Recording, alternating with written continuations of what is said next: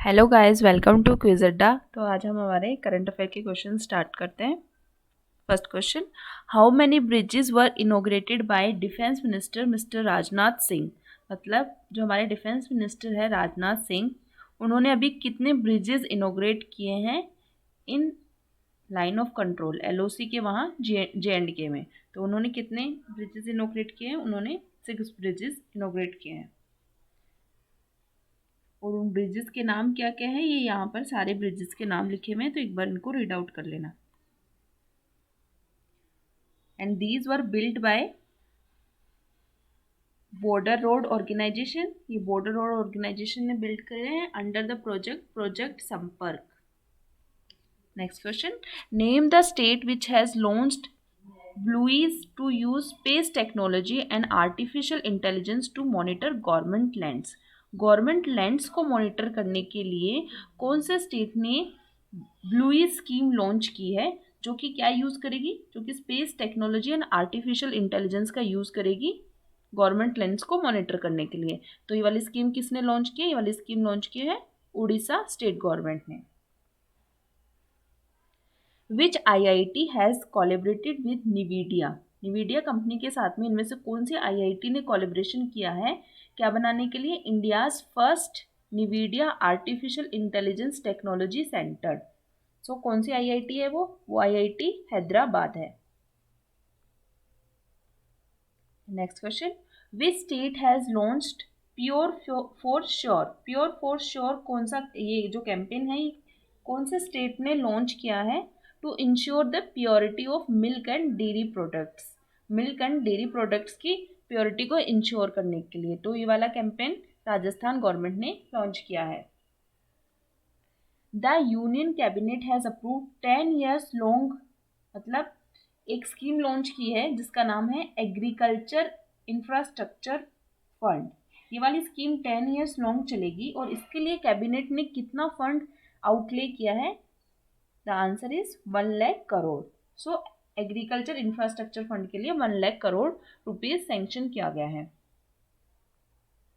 The cabinet has approved capital infusion of 12,450 crore rupees to which public sector general insurance company.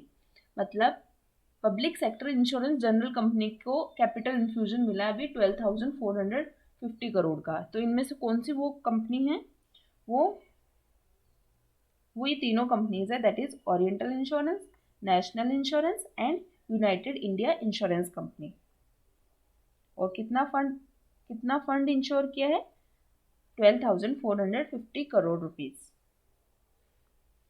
The union cabinet approved development of affordable rental housing complexes. मतलब rental housing complexes के लिए union cabinet ने कुछ amount approve किया है और वो किसके लिए किया गया है? वो अर्बन माइग्रेंट्स एंड पुअर के लिए किया गया है अंडर PMAYU, दैट इज प्रधानमंत्री आवास योजना अर्बन। तो वो कितना अमाउंट है? वो है 600 करोड़ रुपीज। और ये मेनली किसके लिए किया गया है? For urban migrant and poor के लिए अंडर प्रधानमंत्री आवास योजना अर्बन स्कीम के अंडर में किया है। PM Modi address the inaugural session of 3-day virtual India global week 2020। अभी virtual India global week 2020 organise किया था और वो इनोग्रेट किया था PM मोदी जी ने। तो वो कौन से कंट्री में किया गया है? वो किया गया है यूनाइटेड किंगडम में। और इसका जो थीम है वो इम्पोर्टेंट है। इसका थीम था be the revival India and a better new world, and it was organized by India Incorporation Group. Name the administrative block of Shri Mahadev मस्त चतुर्देव कैंपस। अभी क्या हुआ है? श्री महादेव मस्त चतुर्देव कैंपस फंड किया गया है इंडिया के द्वारा। तो ये कहाँ पर इनोग्रेट हुआ है? ये इनोग्रेट हुआ है नेपाल में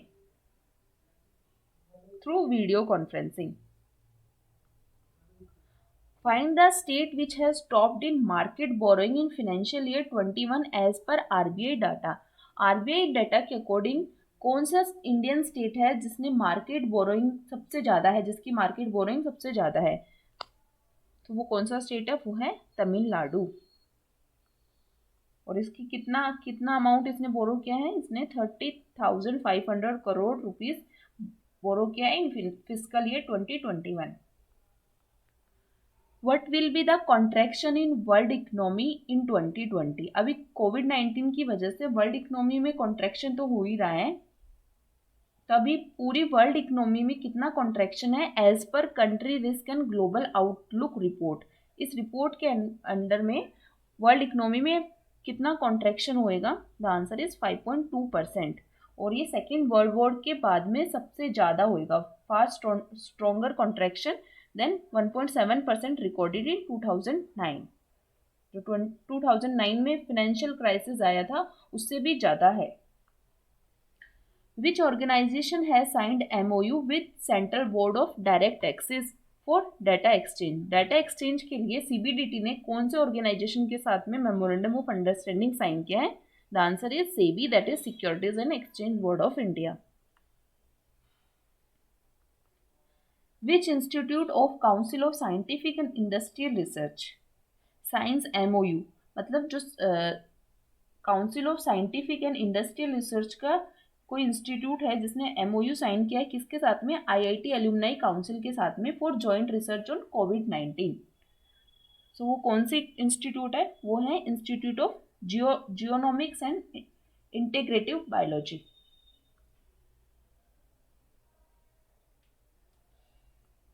जो the IIT alumni council is setting up mega lab in Mumbai, the world largest molecular diagnostic lab and mega TX antibody facility for treatment based biological as a part of its partnership।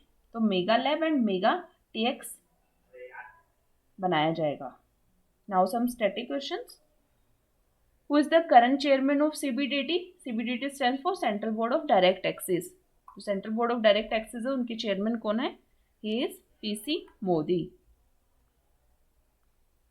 Where was the Council of Scientific and Industrial Research Institute of Genomics and Integrative Biology located?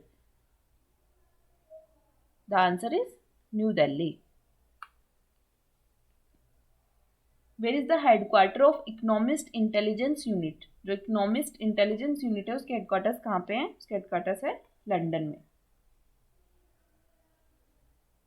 Who is the chairman of Competition Commission of India? जो हमारा CCI है उसके chairman कौन है, उसके chairman है Ashok Kumar Gupta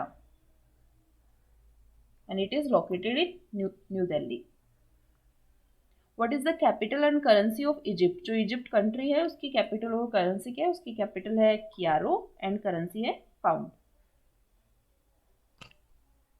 so thank you so much for watching my video. Please मेरे video को लाइक करें एंड चैनल को सब्सक्राइब करें।